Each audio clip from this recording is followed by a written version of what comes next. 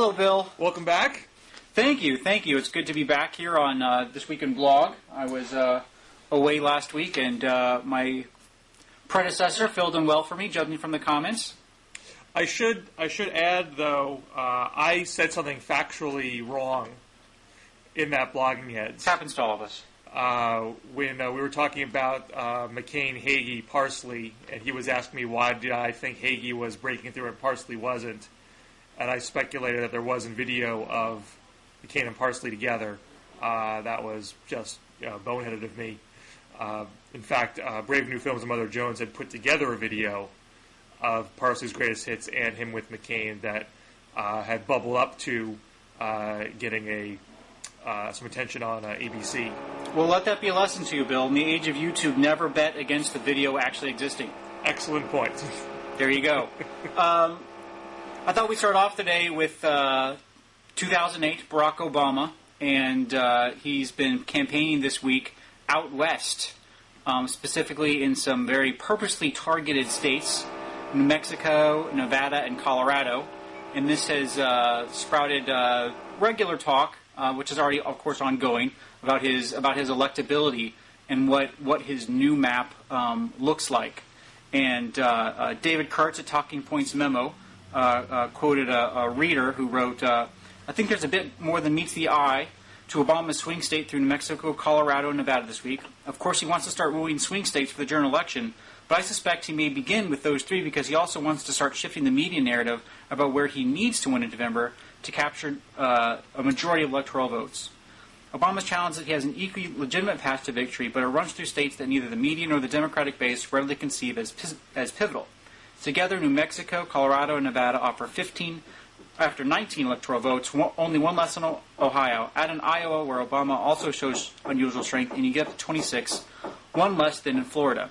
And then David Kurtz responds, if BC is right, then the Obama camp is aiming its meta message at people like me. I look at the Obama electoral map and just scratch my head. Can a Dem really win the White House while losing Pennsylvania, Missouri, and Florida? Or winning only one of Florida, Ohio, Florida, and Pennsylvania? And he goes on, saying that it's going to be a very tight row to hoe. Are you worried, Bill, about Obama's electoral map? I'm not worried at all. I think the first point of that is very accurate. At minimum, I think he did successfully shift the media narrative in recent days.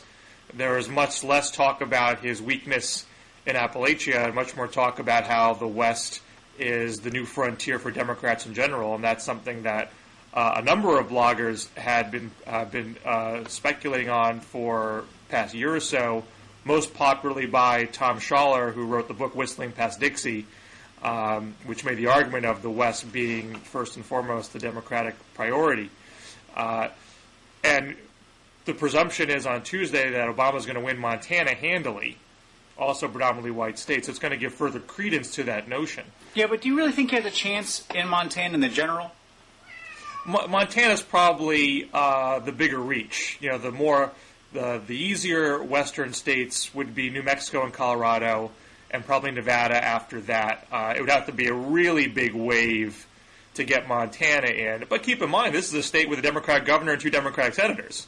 That's true. There's no denying that. So, and say that Clinton won in 92, actually. And next door in North Dakota, you also have 2 Democratic senators. North Dakota is not out of the ballpark either, according to recent polling. I think it's generally considered more of a reach for Obama. But, you know, the West and the Plains, he's definitely going to contest Iowa. He may even contest a couple of congressional districts. I think Iowa's far gone in the Obama column.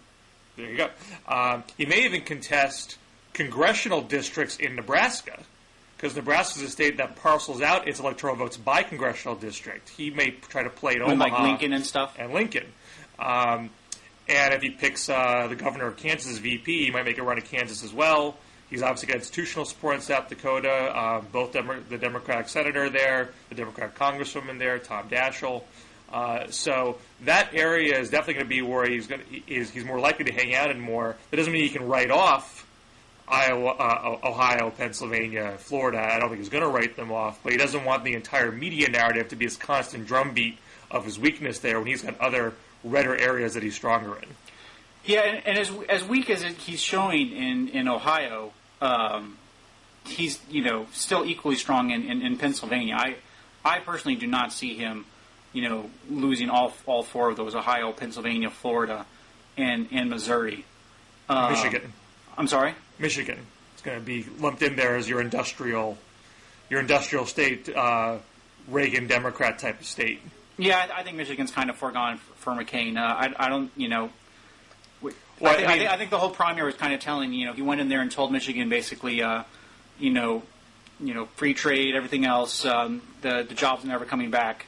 Good luck with all that, and they voted for Romney instead. I think a lot of people in Michigan are going to remember that, and Obama should pick up that state pretty easily. Well, quite frankly, I mean, if he holds Michigan, holds Pennsylvania, and he picks up a number of these western and plain states, that's it.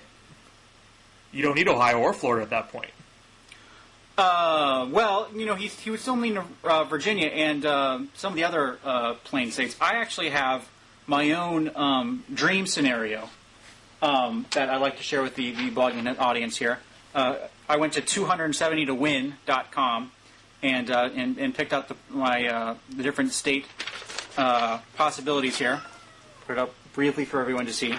And basically what I have going on is Obama picking up out west in those states he targeted, Colorado, Nevada, and New Mexico. I've been picking up two of those, Colorado and Nevada. I have him losing Ohio, Florida, and Virginia, but picking up Pennsylvania. I have him winning Michigan, Iowa, the states already put in his column. I have him losing Missouri, and then this is the kicker, because polls showed John McCain ahead here currently, and they love him up there for some reason, New Hampshire. If McCain is able to steal New Hampshire and Obama gets those states out west, what you'll have is a 269 to 269 result, which means Nancy Pelosi gets to elect the next president of the United States, which I think would be a beautiful start to the Obama presidency. Well, perhaps this raises a question. We talk a lot about the Obama map, but I think the Obama map is interesting because it speaks to where Democrats want to grow the party generally.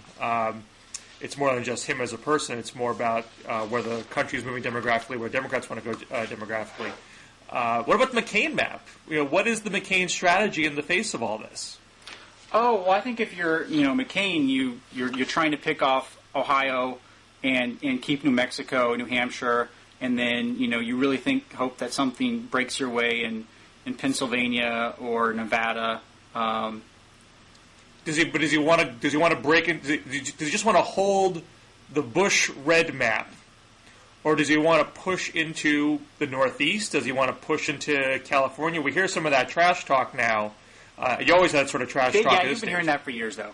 Well, let me say this, though. I mean, New Hampshire's in the Northeast. I guarantee you McCain's going to play hard there. Oh, no question. But does he go beyond that? Does he try to go into... What, Massachusetts? Does he try to go into Massachusetts? Does he try to go into Connecticut? Does he try to go into Maine? No. I mean, Obama's going to so heavily outspend McCain that, he's going to pick stuff with, small, medium markets, and he's not going to waste resources. Well, okay. I can't say for sure he won't resources in California, but if he starts blowing his money in California and New York, then it's going to be a washout. But he's not going to be a rich guy. Obama's going to outspend him 3 to 4 to 1. Well, this maybe segues into something else you wanted to bring up. This was Chris Bowers' post on Open Left on the progressive window, and talking about how there's a potential here for a big wave to get an Obama presidency with a huge congressional majority where you actually could do some real progressive legislating, which you haven't been able to do since, LBJ.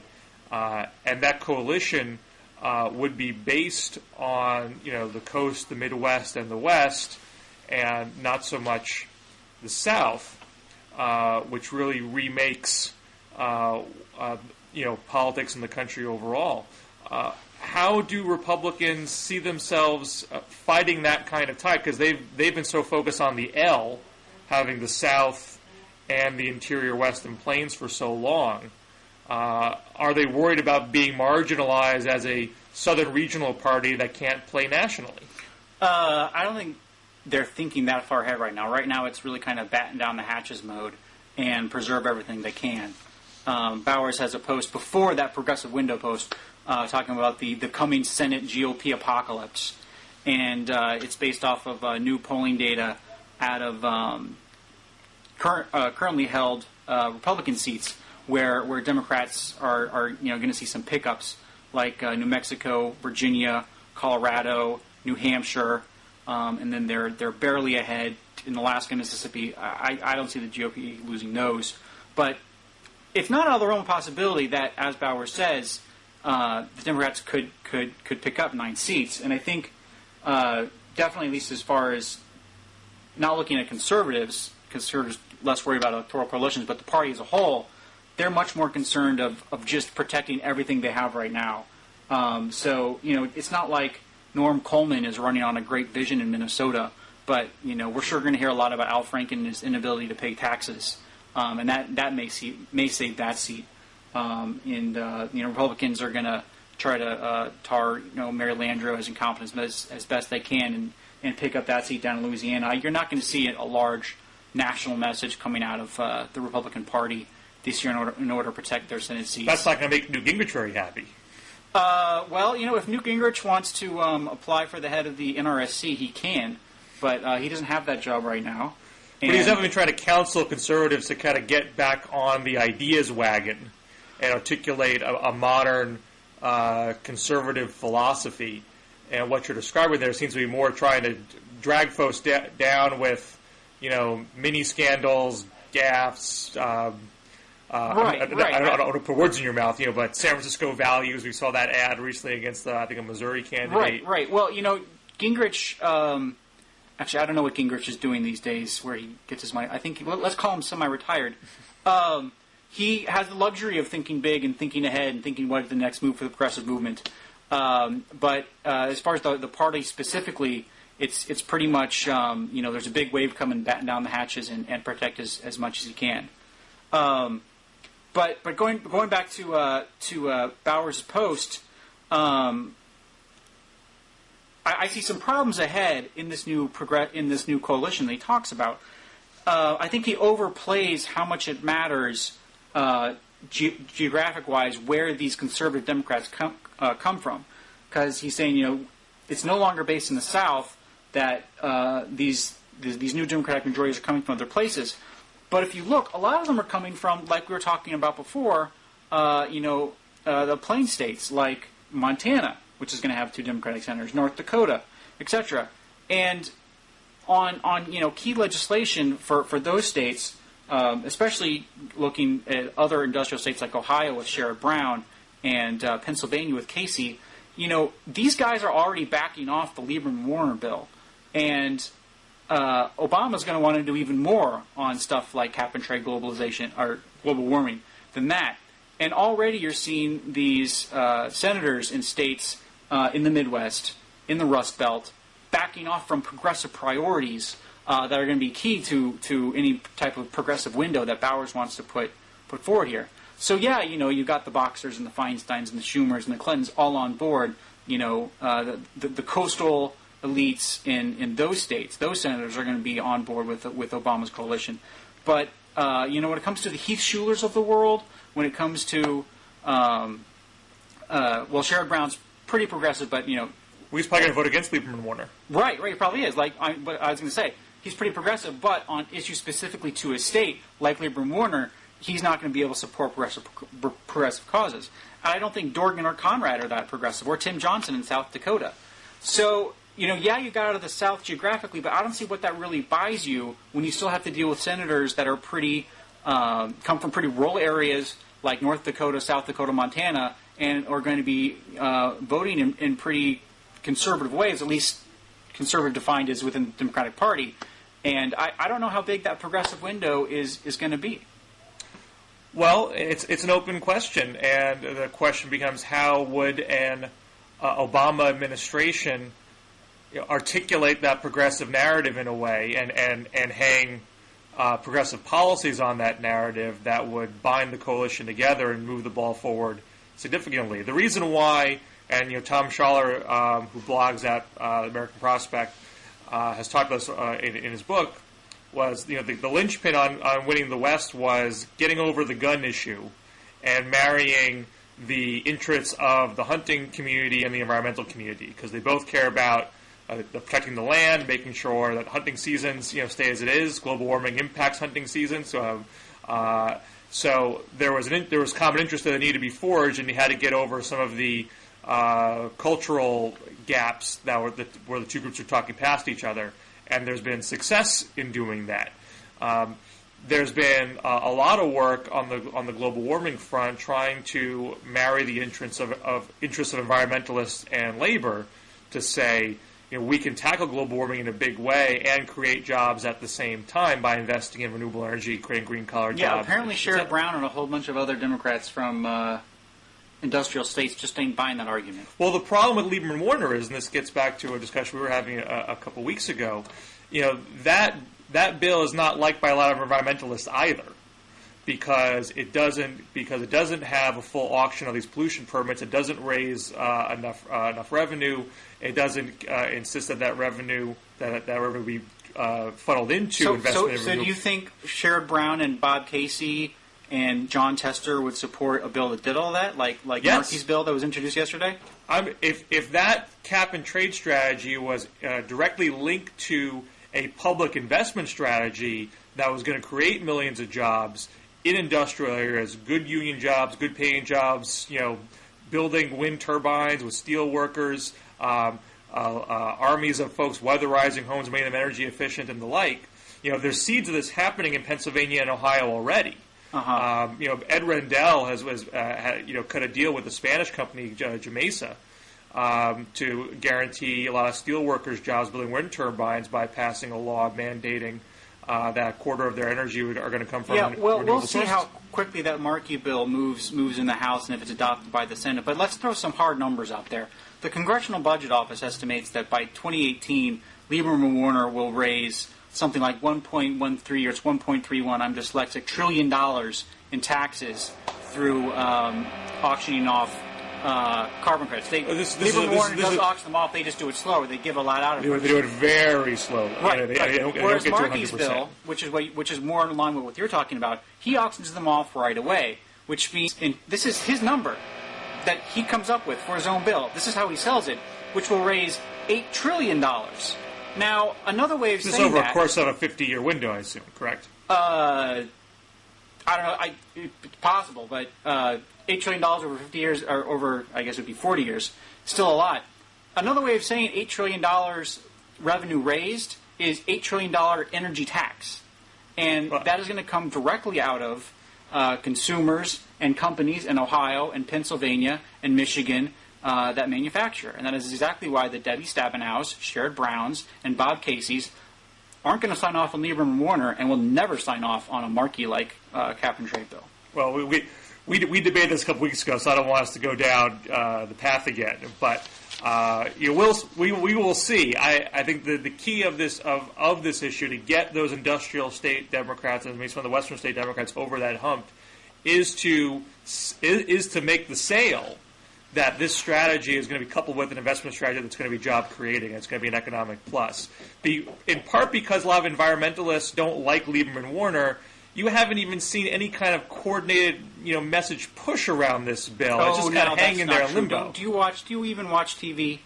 NRDC and in EDF have ads, TV ads up, heavily promoting this bill. There's a split in the environmental community, though. Those are the ones that have been pushing it. Friends of the Earth has been running ads attacking it, so it's not coordinated. It's kind of hanging out there in a mushy middle, which is why it's a lot to die. I have not seen any environmentalist ads against this bill on television. I've seen them on CNN. I'll put the link up. I've seen the API's American Petroleum Institute's Back to the 70s commercial, which is kind of cool, but not hard hitting enough in my opinion. But anyways. Getting away from global warming and back to what opportunity Barack Obama presidency, a progressive window, provides. There was a parallel discussion fueled by the George Packer New Yorker article that Matthew Iglesias and Ezra Klein commented on, basically talking about, is this such a new opportunity? And Matthew Iglesias has kind of a more gloomy take. He writes, "One wonders if it didn't feel this way in 1976, or even more so in January of 1977. Conservatism triumphant, yet unmoored from principle in the figure of Richard Nixon, then brought into disgrace from which the more moderate Gerald Ford couldn't solve it. A new president from the outside promising change, and a new bumper crop of Watergate-class members of Congress ready to shake things up. But it all went to poop, in Matthew's words. I am personally an apologist for the Carter administration, which I think was doing good things and got torpedoed by an unfortunate combination of objective reality, oil shocks, the need to curb inflation, etc., and got blinkered by behavior of congressional leaders. He continues, so it certainly would be bizarre for history to repeat itself, precisely. So doubtless some of it won't happen. But I'll be ready to write off conservative movement epitaph when A, Barack Obama is inaugurated, and B, Obama and Nancy Pelosi and Harry Reid enact some stuff with more lasting impact than 1977 through 80 or 93, 94. I'll believe it when I see it. Ezra Klein later responded that he thought it was much more like 1992, and he cited that Obama was going to have more experienced members of his staff coming on, and that there was much more democratic unity now, and conservatism is much less descendant now than it was in 92, and that Obama will have a better chance than Bill Clinton did. But what is your take on what an Obama presidency window will look like? Well, I think it's potentially like neither. The problem in '76, Carter won not on a backlash against conservatism, but a backlash against Watergate and just general lying. And you could make that case against Bush now? I would not make that case. Certainly, then why are you guys so eager to tie McCain to Bush? I mean, there's a failure of conservatism on Bush's watch on every avenue, domestic and foreign. And so there's a great opportunity here to say we're going to replace this failed ideology. Aren't liberal bloggers, there's a reason HEOs calls McCain Huggy Bear. Aren't liberal bloggers trying to tie McCain to Bush as best they can? Yes, but on policy grounds. I mean, not to say that it does not talk about Bush's misstatements and so forth and general incompetence, but there's an underlying ideological argument being made. And in Carter's situation, '76, so he gets enough of disgust over Watergate. He was trying to actually modernize liberalism to some extent, and the Washington Democrats didn't care for it, so he didn't have the party unity going his way. And so he got chewed up. In '92, with Clinton, he had the party unity, but he didn't run on that big of a policy mandate. And so when he tried to do big things like health care, he didn't have the people with him intrinsically. Well, Obama's not running on a policy mandate either. It's all hoppity change. No. There are big things that he's been running on. He has a very bold healthcare plan. He has a very bold global warming plan. Bill Clinton had all those things. A big break in foreign policy vision. And because McCain's positions are so starkly different to that, I think they're both going to engage on these issues. And you're going to have that debate where the person winning is going to come in with a very considerable mandate. And in the case of Obama, a lot of party unity as well. And if there's really big coattails and he's nearing 60 votes in the Senate, he can overcome Republican filibusters. You can do a lot of stuff in that scenario. Yeah, I guess I would just point to, and I don't take the Washington Post's word on everything, but there's a front page story today, Thursday, about how Obama isn't running on policy. There are media narratives like that are being ginned up, but I don't think they adhere to the facts. Just because he actually talks about policy a decent amount in his speeches, but he's not a typically wonky speech maker. That doesn't mean that he doesn't talk about these issues. These policy papers aren't available. I think once the battle is joined with McCain, I think the policy issues are going to bubble up to the top even more so. So I would at least hold your fire on how empty Obama's rhetoric is until you really see an Obama-McCain campaign gin up. Fair enough. Moving backwards to before Obama becomes president, he's supposed to pick a vice presidential nominee. And over a year ago in 2007, when I was back with the Blogometer, after Jim Webb gave the State of the Union response, I wrote, if either Clinton or Obama does prevail in the primaries, a VP choice sure to energize Dem blogging netroots would be Senator Jim Webb.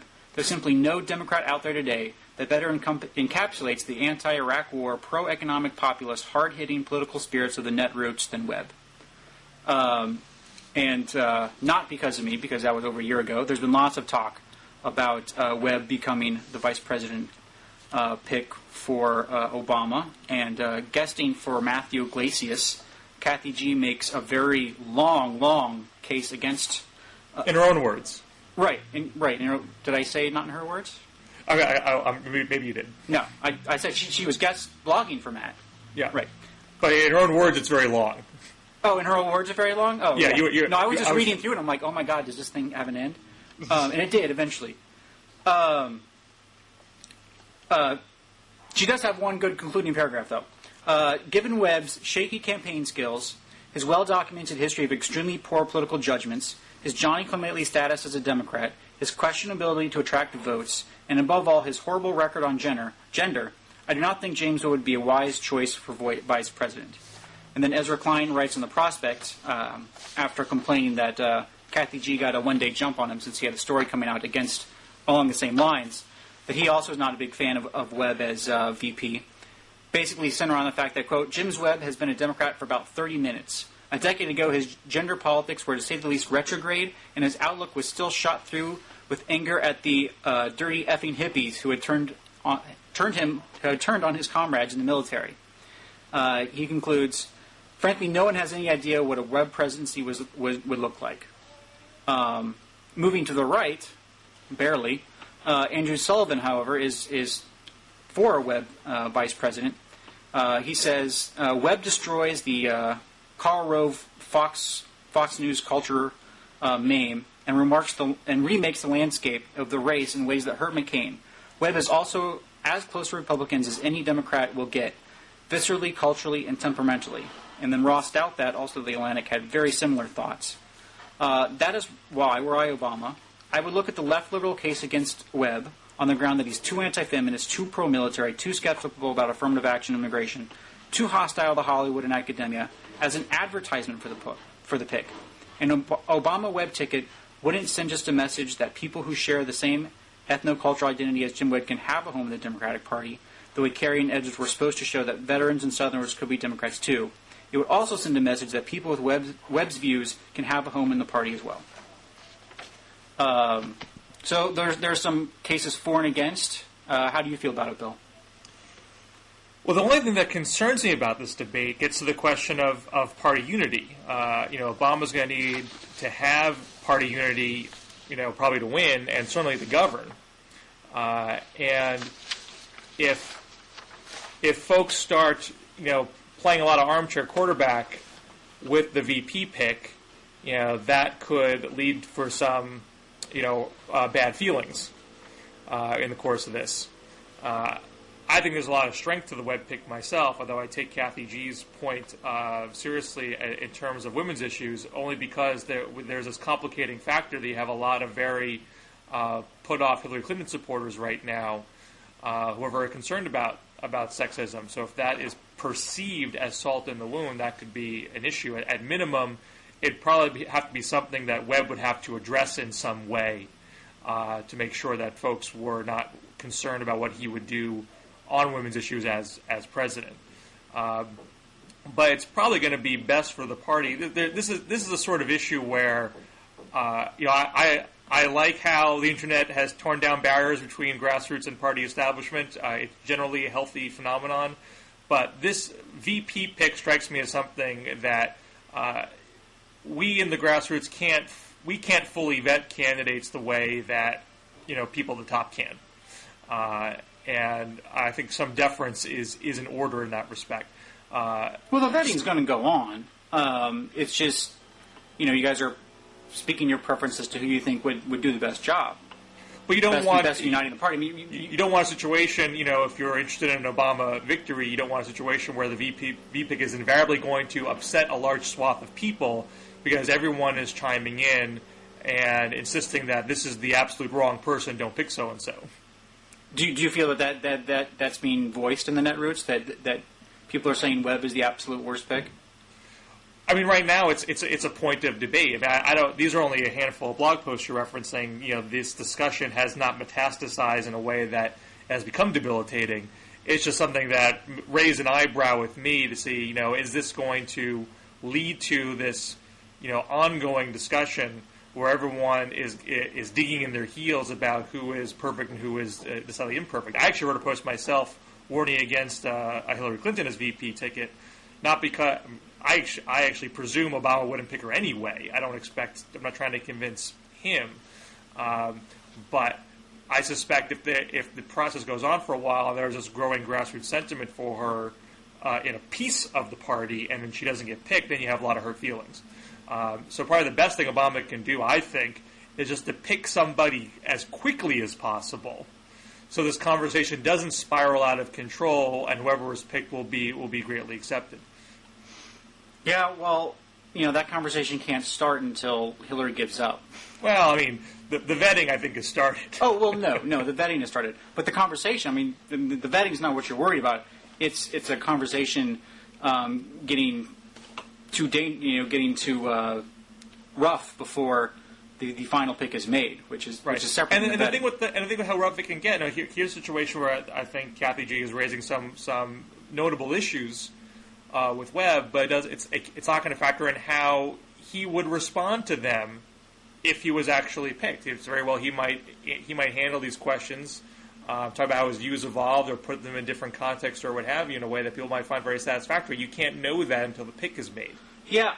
Well, this isn't necessarily vetting, because I think vetting goes into kind of more detail. But Webb did recently win a Senate campaign in which all of these issues came up. Allen's people threw every little thing at him, including passages he wrote in a novel that included some type of untoward relationship between a man and his son or something in Vietnam. It was a fictional novel, but including all of these West Point, the 1979 article, all this anti-woman stuff. Allen's people threw at him, and Webb still won and did perfectly fine among Democratic women. The dynamic is different now because of the way the Obama-Clinton campaign has gone. So they feel once scorned, they don't want to be scorned again? I'm just saying it's a potential risk. I don't know how smooth out feelings are going to get after this is officially over, but I would have completely shrugged it off and say, look, this guy is clearly pro-choice. He's clearly going to vote for women's issues from a Democratic perspective. So as in Virginia, it's not going to be an issue because you have this spike in concern that's being stoked by Clinton's most diehard supporters. Whether you think they're legitimately stoked or not, they're there. They may be her most diehard supporters, but Obama is equally weak among white men, which is a demographic that Webb would help bring. Well, that's debatable. There's an op-ed in the Times today showing how Obama's doing better with white working class period relative to Kerry and Gore before him. So it's not clear to me that he has some broad white male problem. Again, he's won in a lot of predominantly white states. He seems to have more of a regional problem, a region that Webb could potentially help with. And in a way that I think, and this is the strongest case for Webb, the way to go back to what Obama said in his historic race relations speech about how white Americans and black Americans and other people of color have common interests, common economic interests, etc. Webb and Obama being side by side as a personification of that, which could be enormously helpful to him. Yeah, so, I guess I also really agree with Doubt that it would really kind of double down and reinforce his message of his kind of post-partisan, let's change Washington, get along, etc., showing that someone with kind of Webb's views and Webb's history is welcome and is a major part of the Democratic Party, forging a new governing coalition.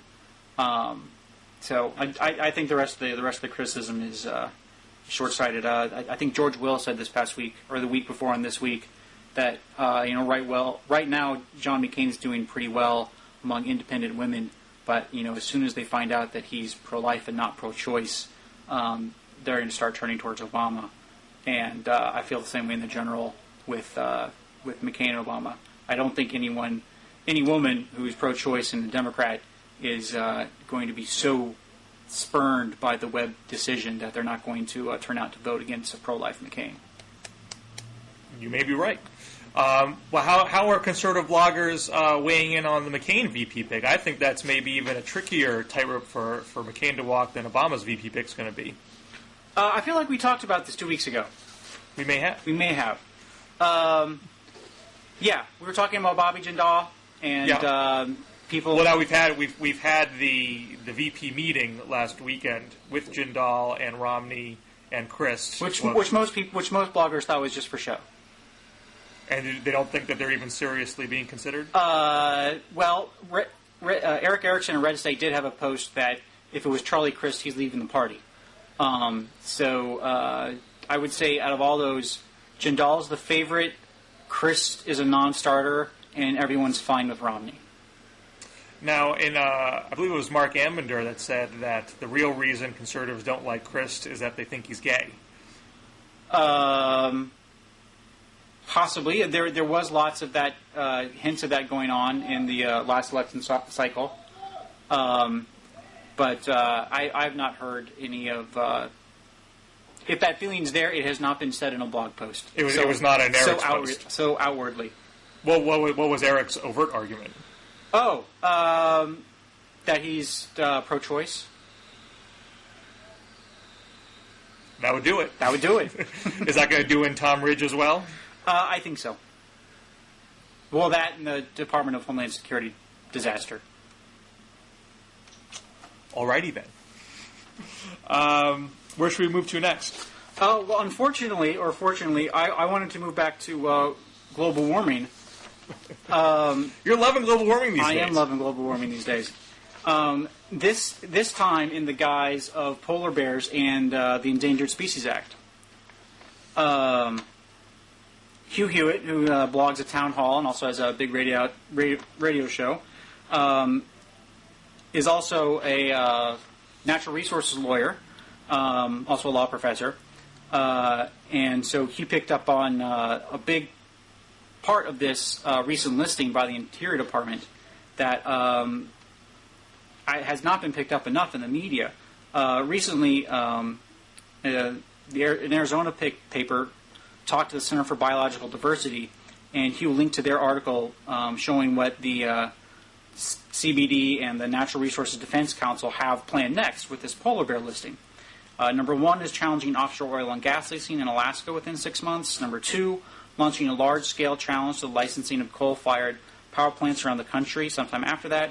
And three, finally changing large-scale local government development plans in major cities. And Hugh's whole point is that Section 7 of the Endangered Species Act is an extremely powerful law that can kill just about anything.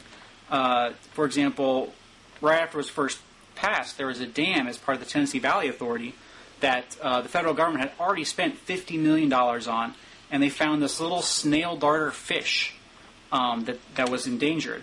And the EPA killed the project. And of course, the senators and congressmen in the district, went AWOL, and the law was just passed. And so Congress passed a special one-time law to exempt this one project from the Endangered Species Act. But normally, when it comes to hospital building, farming, logging, all of those economic projects routinely get killed by the Endangered Species Act. And I wrote a kind of tongue-in-cheek post entitled The New Libertarian Mascot, in which I detailed how Section 7 of the Endangered Species Act might be a great new libertarian cause, because since global warming is global, government projects, and don't even have to be government projects, anything that requires an agency action, whether it's a permit or a Medicaid regulation, can be stopped by the Endangered Species Act. So, for example, if there was a new Medicaid regulation that extended people's lives, libertarians could sue, saying that since people, by living, automatically emit more carbon, this Medicaid regulation violated the Endangered Species Act because it allowed for people to live longer and create more carbon and endanger the polar bear. And so he was a little less tongue-in-cheek, and he is encouraging businesses to sue preemptively in places more amenable to business interests than the Ninth Circuit, which is where he says the Center for Biological Diversity to sue. And since McCain and Obama are both fans of global warming legislation, and McCain says he thinks the polar bear should have been listed a long time ago, this is an issue that will definitely be with us in 2009. It always strikes me as interesting how conservatives react to environmental issues. It just seems like, the interest in fighting global warming, interest in having clean energy, interest in not having to pay big oil $4 a gallon all the time is growing and growing and growing. It just strikes me as being decidedly out of touch with where the public is at and where their concerns are to get that upset over an endangered species listing. Because most folks, don't want polar bears to drown in melting Arctic ice and are concerned about that fact and concerned about how it's going to impact their situations. You had a report this week. I blogged about this myself. This is the second federal government report that managed to see the light of day, talking about how global warming was impacting American land right now. Increased wildfires, drought, insect outbreaks. And again, that kind of land management issues. It's the Department of Agriculture report. It was an agriculture report. There was another report from the GAO in September that also talked about the same things. These things affect people directly. It's not just a looming crisis 50 years from now. The stuff's happening right now, and people want to see action being taken. And you get hung up on these little things. It seems like it's going to only marginalize where conservatism is at further. Yeah, I would just disagree with you 100%. Hung up on little things. It's all a question of, how much do you care that the polar bear might have to change, how it eats, and, may in 40 years face a population decline. Have conservatives ever won the argument in the court of public opinion about the Arctic National Wildlife Refuge? No, generally when we go up against big, fuzzy, megafauna, we lose. It's true. However, the more draconian the solutions become, that equation will change. The Endangered Species Act on a global warming theory doesn't care about cost benefits at all. So keep in mind, though, the decision to list polar bears as endangered species was somewhat forced by the courts, because they're saying the Interior Department wasn't following the law on the Endangered Species Act by not listing them. And when they did list them, they did it in a very loophole-ridden way to ensure as much oil drilling as possible could still go on. First, let me say this: the court said that they had to make a decision, which is true. The courts did not rule that they had to list the polar bear. Fair enough. The ruling that Dick Kempthorne actually made is completely ridiculous. It cites. It lists the polar bear as endangered, but doesn't assign a critical habitat, which the Act says you have to do. And it lists the polar bear on a global warming theory, but then doesn't come up with any of the other wildlife management plans, etc., necessary under the Act. So the environmental groups have sued them to reverse those parts and to make sure they follow the Act. And the Bush administration is going to lose on all of those because they're just wrong. I don't know if they have a single competent lawyer in the Interior Department. Well, they went through this before in the EPA. Environmentalists were suing them, saying you're not regulating carbon pollution under the Clean Air Act, which you have to do. They didn't do it. Yeah, you're misstating what the court said. The court did not say you have to regulate carbon under the Clean Air Act. They said you had to recognize that carbon is a pollutant and go from there. Right. You had to make you have to decide whether or not to make an endangerment finding. But the point is that the Bush administration is not taking the legal ramifications of this as seriously as they should. But they never have. They've continually ignored the law. They've continually ignored court rulings they don't like. That's been their MO from the get-go. Yes. And it's killing them here. Well, it's going to be killing us soon. The Endangered Species Act will be able to stop every government action anywhere. You keep trying to limit it to drilling in the Arctic, but global warming, like I said, is just that, global. Emissions from a new highway project, emissions from a bridge being built, all of that contribute to global warming. And I'm glad to hear you say these things. You're coming on board. No, I said in previous episodes, global warming has a man-made element, and carbon, contributes to it. And so, under a global warming theory listing the polar bear, anything the government does can be stopped, and it will be completely at the mercy of the courts. Are you fine with that? It'd be far more preferable, again, to actually implement a thought-out, anti-global warming strategy, linked to a public investment strategy to make sure that there's enough renewable fuels and energy efficiency strategies so this can all work out in an economically sound way. You don't want to do it just on the patchwork of laws that we currently have now, but these are laws that are on the books. It doesn't mean they're going to be implemented in the most draconian way that you envision. But when there are conflicting laws on the books or questions of interpretation, it's constitutionally appropriate to go to the courts. That's the way the system was created by our founders. But you're not going to have all these sort of interesting battles if we actually pass and implement and execute in good faith a real global warming strategy. Yeah. Well, let's say we implemented Warner-Lieberman tomorrow. Which is not my preferred bill. Okay, let's say we implemented Ed Markey's bill tomorrow. That would save 0 polar bears. So all your Endangered Species Act trouble is still there, and anybody could fill out a pro forma complaint and stop federal government action on everything from highways to bridge repairs to Medicaid regulations. And the libertarian, that's not seriously going to happen. In me loves that. You know that no judge is going to take it that far. Whoa! Why not? If that's what the law says. Because they're going to balance competing ground? interests you're bringing up so many hypotheticals at once that I couldn't possibly detail every single thing that's going to come up.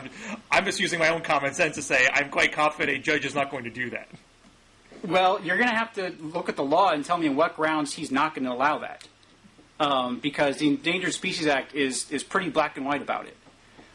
It doesn't allow for a judge to say, this is unreasonable. Once you have a global warming theory that says carbon emitted anywhere in the world harms polar bears' habitat and therefore is illegal under the Endangered Species Act, any federal government action that increases the amount of carbon permitted can be challenged and stopped in court.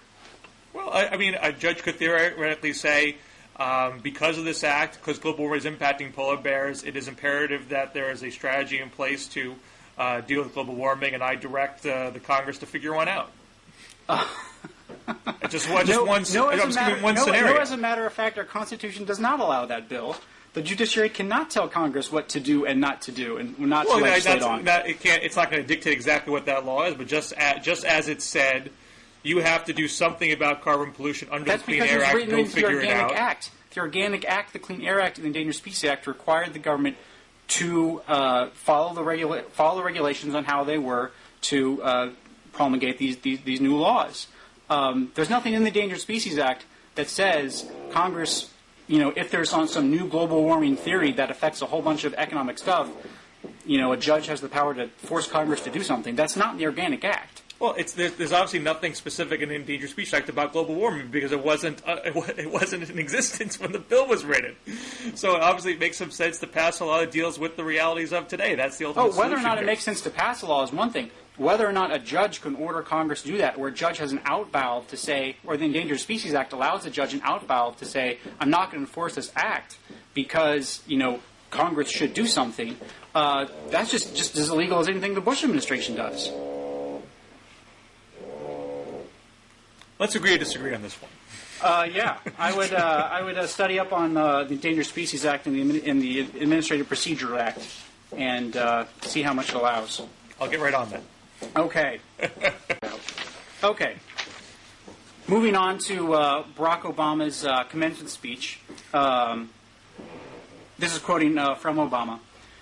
Because our salvation depends on collective action, because thinking only about yourself, fulfilling your immediate wants and needs, betrays a poverty of ambition. Because it's only when you hitch your wagon to something larger than yourself that you realize your true potential, discover the role you'll play in writing the next great chapter in American story. There's so many ways to serve, so much need at this defining moment in our history. You don't have to be a community organizer or do something crazy like run for president. 164 graduates of this school have joined the Peace Corps since 2001. We need you to help lead a green revolution. We need generations of volunteers to work on renewable energy projects. We need an army of you to become teachers and principals, etc. Speech goes on. At Town Hall, Carol Platt-Robeau points out that it's a very telling point in Barack Obama's speech that all of his collective service voiced in the commencement address, Barack neglected to include either private enterprise or the military. It strikes me as disturbing that Barack apparently doesn't see the private sector or the military as a virtuous career choice on par with the softer forms of government service. Perhaps in academic circles it isn't. Which I thought kind of nicely summed up the differences between conservatives and liberals when it comes to what is and what is not service and what is and is not good for the country. If you mean by nicely summed up to completely over-extrapolate and put words in Obama's mouth, sure. Well, actually, she did the opposite of putting words in Obama's mouth. She pointed out what he didn't say. That he neglected to include private enterprise or the military in his call for service. But then she made the presumption that he inherently believes that those avenues are not virtuous. That's what. Well, he didn't name them. It's a commencement speech. Yes. He's talking about how people can serve their country in ways that may not be evident to folks. You know, it's already evident to people that you can go into private enterprise and make a good living for yourself. It's already evident to people that you can serve your country by joining the military. It's not as evident. Is it evident to a college crowd? I mean, isn't Jim Webb's whole point with the GI Bill that not enough college kids think about going into the military? Well, the point of the GI Bill, which Obama supports, of course, and McCain doesn't, is that those that would want to serve in the military but are concerned that it's not going to lead to good career paths for them after they're finished need support so they actually can go to college afterwards. And all the policies that Obama laid out in the commencement speech were ways to show that he was going to put some policies on the table that would make it easier for folks to do that kind of public service that they don't feel is available to them right now. I think it is tricky for Obama to directly push military recruitment right now because he is against the current foreign policy of the administration and he wants to reverse it. But he has been supportive of growing the military, and he's supportive of veterans benefits. So in total, he's on par with these things. He is not trying to undermine the military in any way, shape, or form. But it's going to be easier for him to be more overtly cheerleading about joining the military when there's a foreign policy in place that he doesn't feel is going to put these kids at unnecessary risk. Fair enough. I just wanted to leave us with one kind of funnier item, which would be the conservative ideal of a commencement speech. Pedro wrote in a LA Times column earlier. I'll just read a small portion of it. Pedro writes, "Don't be an idealist. Don't chain yourself to a redwood tree. Instead, be a corporate lawyer and make $500,000 a year. No matter how much you cheat the IRS, you'll still end up paying about $100,000 in property sales and excise taxes. That's $100,000 to schools, sewers, roads, and firefighters and police. You'll be doing good for society. Does chaining yourself to a redwood tree do a society $100,000 worth of good? Idealists are also bullies. The idealist says, I care more about the redwood trees than you do. I care so much that I can't eat, I can't sleep, I broke up my marriage, and because I care more than you do, I'm a better person. Because I'm a better person, I have the right to boss you around. What does more for the redwoods in society anyway? The guy chained to a tree, or the guy who finds the Green Travel Redwood Tree Hug Tour Company and makes $1 by turning redwoods into a tourist destination? A valuable resource people will pay just to look at. So make your contribution by getting rich. Don't be an idealist." PJ makes me laugh. I thought it might bring you a chuckle. Was that in response to Obama's speech, or was that just a PJ classic? That's a new PJ classic. It came out 2 weeks before. It's kind of like just it's May, commencement season's upon us. Here's my generic commencement speech. So not a response, but one might say a pre-response. Well, we'll leave it on that humorous note. Will do. We'll talk to you in the next weeks, Bill. Well, next week, I believe we'll need a sub for me. Yes. Matt Stoller has expressed interests, and I'm trying to nail him down. Excellent. So you may or may not see Matt next week. Looking forward to it. Okay. Talk to you soon.